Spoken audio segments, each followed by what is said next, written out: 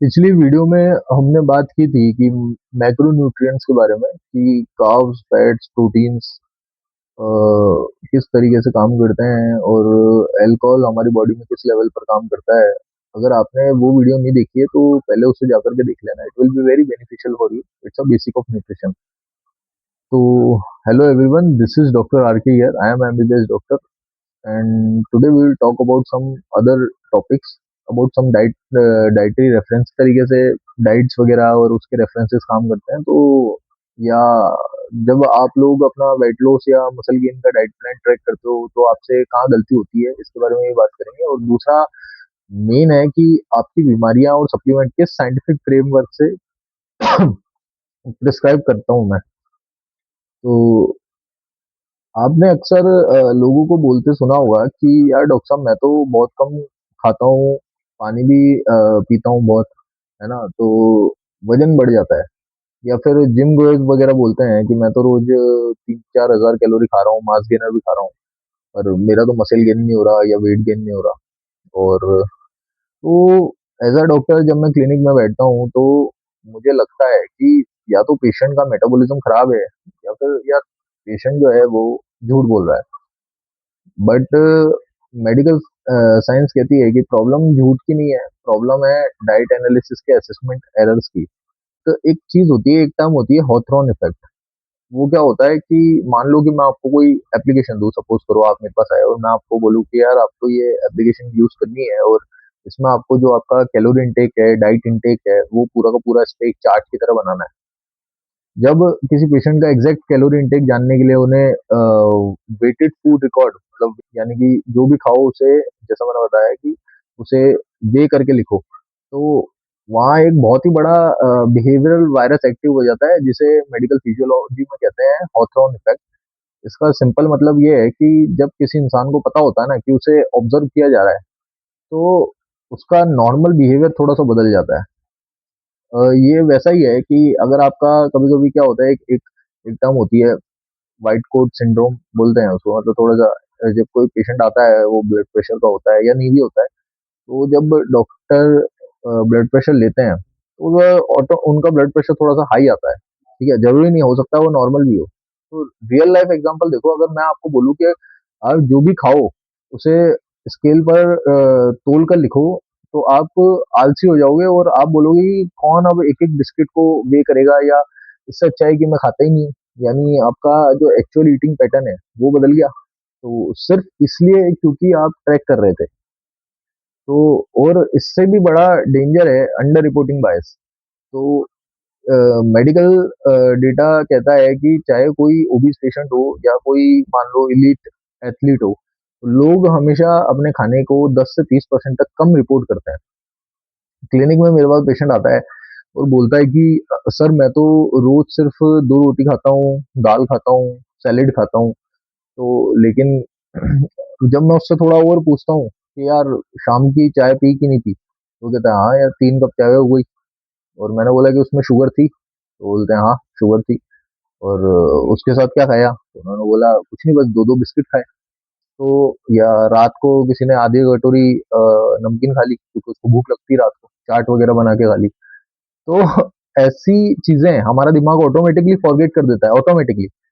तो लेकिन जब तक वो पूछो नहीं, इसलिए इम्पोर्टेंस होती है, मतलब हिस्ट्री टेकिंग लेनी पड़ती है और वो बहुत ज्यादा इंपॉर्टेंट है। तो मैं जब भी किसी का वेट, हर चीज में कैलोरीज होती है, तो हम मैं जब भी किसी का वेट लॉस डाइट डिजाइन करता हूँ तो मैं इस 20% की एरर मार्जिन पहले से ही कैलकुलेशन में एडजस्ट करके चलता हूँ कि ताकि पेशेंट को वेट लॉस प्लेटो ना हो। तो मतलब आपको ये समझना पड़ेगा कि आप कुछ भी खा रहे हो ना, सब में कैलोरीज है एक्सेप्ट वाटर। जो ड्रिंक है, पानी में कोई कैलोरी नहीं होती, तो वो सबसे बेस्ट ड्रिंक है। तो अब आते हैं मेरे सबसे बड़े मेडिकल वेपन पर। इसके बारे में मैं मतलब थोड़ा जल्दी जल्दी कोशिश करता हूँ बताने की, नहीं तो फिर वीडियो काफी बड़ी हो जाती है। तो अब बात करते हैं डाइटरी रेफरेंसेस की, मतलब एक टर्म है डीआरवी, डाइटरी रेफरेंस वैल्यूज।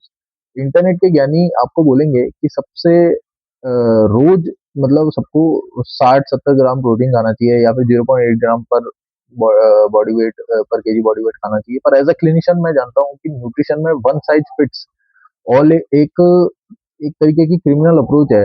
कि सबको एक ही तरीके से हाँकना चाहिए, क्योंकि यार पेशेंट्स इतने हैं ना, उनको पता भी नहीं है कि उनको क्या बीमारी है, और वो अपने हिसाब से चल रहे हैं कि यार मैं तो सब ठीक है, मैं तो ये कर रहा हूँ, और वो डरते भी हैं, है ना। मुझे नहीं पता कि मतलब वो डर कहाँ से आता है, तो मुझे लगता है कि रॉन्ग इन्फॉर्मेशन जो फैल रही है मार्केट में, उधर से डर आता है।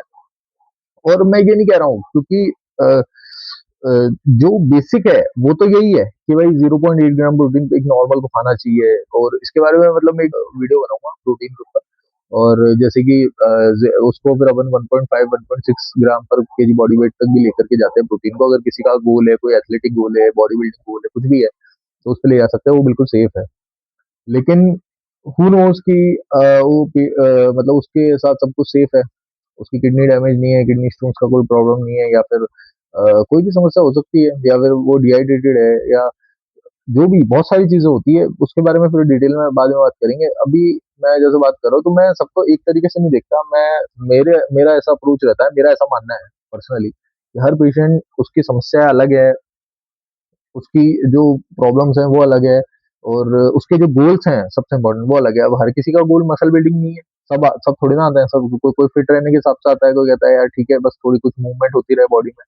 किसी का होता है कि भाई प्योर मेरे को तो मसल बिल्डिंग करनी है, मेरे को तो एब्स निकालने हैं, मेरे को तो फैट फैट कट करना है। कोई कोई बहुत ओबीस पेशेंट है तो वो फैट कट के हिसाब से आता है।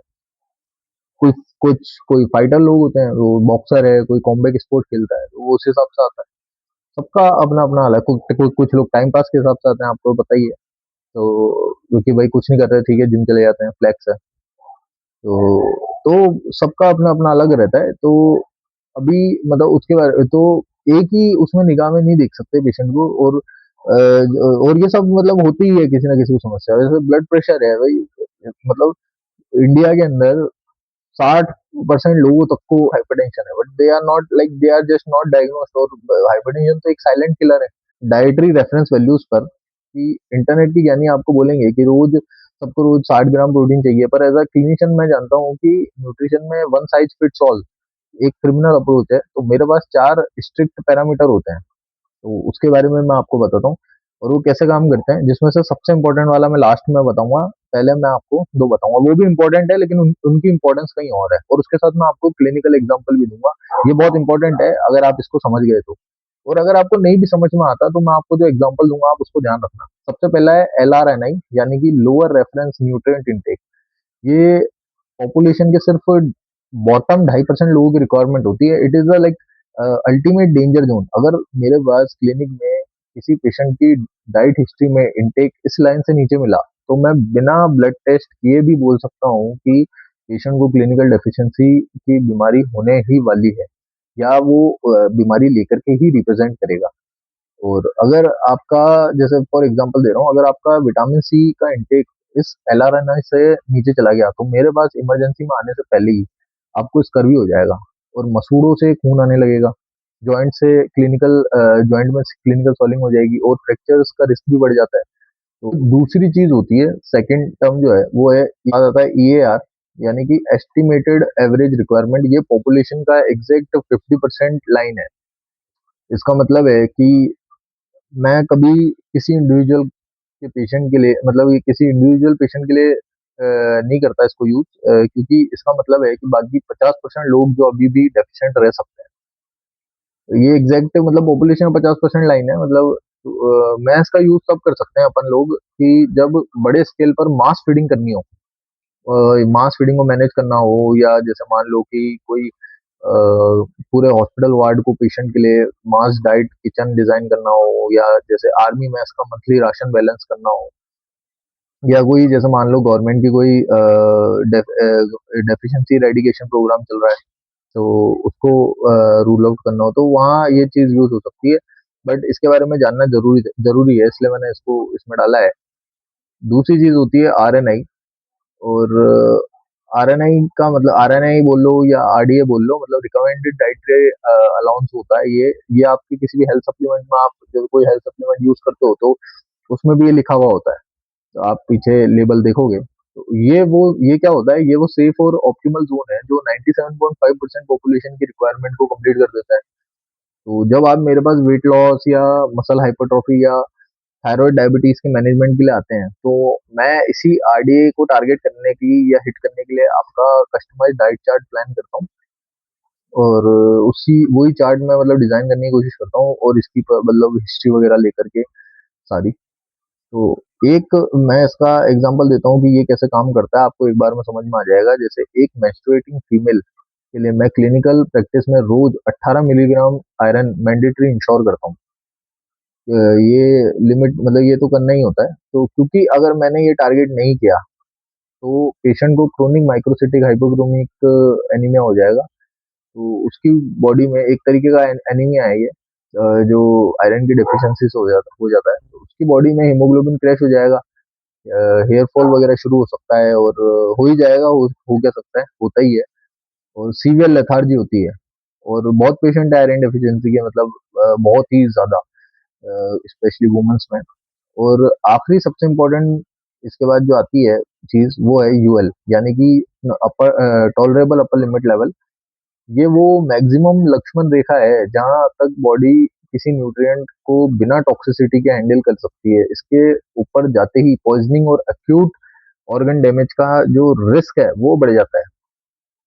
जैसे कि बढ़ नहीं जाता, मतलब पक्का ही हो जाता है। जैसे एक एग्जांपल देता हूँ कि आजकल लोग इंटरनेट पर देखकर बिना प्रिस्क्रिप्शन के विटामिन डी की मेगा डोजिंग कर रहे हैं।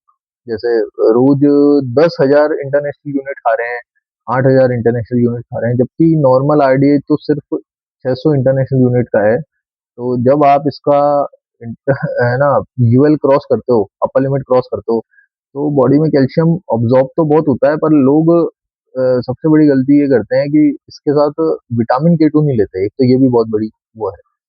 के टू एक तरफ का एक ट्रैफिक कॉप की तरह है कि मतलब कैल्शियम को सही रास्ता दिखाकर हड्डियों में लॉक करता है। अगर के टू नहीं होगा तो वो सारा कैल्शियम जो है आपके आर्टरीज और किडनीज में डिपॉजिट होने लगेगा, और पेशेंट को severe kidney stones, abdominal colic और वॉमिटिंग के साथ सीधा, मतलब वो इमरजेंसी में ही आता है फिर पेशेंट, और वार्ड में एडमिट होता है। क्योंकि ये लिपिड सॉल्युबल विटामिन है, और इसकी जो टॉक्सिसिटी होती है तो बड़ी भयंकर होती है। दो तरीके के होते हैं, वाटर सॉल्युबल और लिपिड सॉल्युबल। वाटर सॉल्युबल जो होते हैं उसमें थोड़ी सी रिस्क कम होती है, क्योंकि अगर आपका वाटर इनटेक अच्छा है तो वो यूरिन के थ्रू निकलता रहता है। और लेकिन जो लिपिड सॉल्युबल है वो ऐसा निकलता नहीं है, वो लॉन्ग टर्म तक थोड़ा रहता है। तो इसलिए मतलब वीकली दी जाती है विटामिन डी 3, विटामिन डी की कैप्सूल्स आती हैं, पर साथ में वो के टू भी हो तो बेटर रहता है उनके लिए, और वो वीकली दी जाती है। 60,000 इंटरनेशनल यूनिट उसकी डोज रहती है। तो और लेकिन लोग बाग मतलब उसको रोज रोज लेना भी यूज करते हैं, मैंने खुद ने देखा है। मतलब और वो सोचते हैं कि भाई विटामिन डी ज्यादा जाएगा तो हमारे को ज्यादा, मतलब हम अमर हो जाएंगे, और सारी प्रॉब्लम सॉल्व हो जाएगी। कई सारे बंदे तो ऐसे भी हैं, मतलब सच में ऐसी बातें होती है, जैसे कहीं आप चले जाओ पड़ोस में अंकल वगैरह के पास में, तो वो कहते हैं कि यार विटामिन डी की डेफिशिएंसी की वजह से इसका दिमाग कमजोर है, ये इसलिए फेल हो रहा है बार बार। तो ऐसी चीजें भी होती हैं। तो ऐसी क्रिंज चीजें आपको हर जगह मिल जाएगी। ये सब मतलब आप कुछ भी बात कर लो, तो ऐसा चलता ही रहता है। ट्रीटमेंट और क्लिनिकल अप्रोच बिल्कुल क्लियर है। अगर आपको वेट लॉस करना है तो पहले आपने हिडन डाइट एरर्स और अंडर रिपोर्टिंग को फिक्स कीजिए। और अगर आप कोई भी सप्लीमेंट उठा रहे हैं तो याद रखिए कि LRNI आपका डेंजर जोन है, रिकमेंडेड डाइटरी अलाउंस जो है आपका वो सेफर जोन है, और अपर लिमिट आपकी टॉक्सिसिटी की आखिरी बॉर्डर लाइन है। ये तीन ये मतलब एक समराइज कर दिया मैंने इसको लास्ट में। तो मैं अपनी मेडिकल प्रैक्टिस में इसी एग्जैक्ट प्रोटोकॉल पर काम करता हूँ। अगले वीडियो में हम और आगे की बात करेंगे, जैसे कि अगले वीडियो में हम अपन बात करेंगे थोड़ी सी एक्सरसाइज फिजियोलॉजी की, और हैवी वेट वगैरह यूज करते हैं जब अपन, या कोई एग्रेसिव ट्रेनिंग वगैरह करते हैं, तो किस तरीके से सेलुलर लेवल पर बॉडी में क्या चेंजेस आते हैं, इसके बारे में अगली नेक्स्ट वीडियो में बात करेंगे अपन। तो ये जो वीडियो है इसके बारे में जो मैंने आपको इन्फॉर्मेशन दी है डाइटरी रेफरेंसेस की, इसके बारे में आपको कहीं और जाने की जरूरत नहीं है। ये मतलब ये कंप्लीट वीडियो है। अगर आपको किसी भी तरीके का कोई सवाल है, या आपको अपने मेडिकल इश्यूज, ब्लड रिपोर्ट या फिटनेस गोल्स के मुताबिक एक perfect scientifically backed personalised diet plan या मेडिकल कंसल्टेशन चाहिए, तो आप बिना हेजिटेट किए मुझे इंस्टाग्राम पर डीएम कर सकते हैं, और पर्सनल कंसल्टेशन वगैरह के लिए आप मुझसे कांटेक्ट कर सकते हैं। तो बस आज के लिए इतना ही। मैं हूँ doctor R K. Stay fit and stay scientific and stay away from bro science.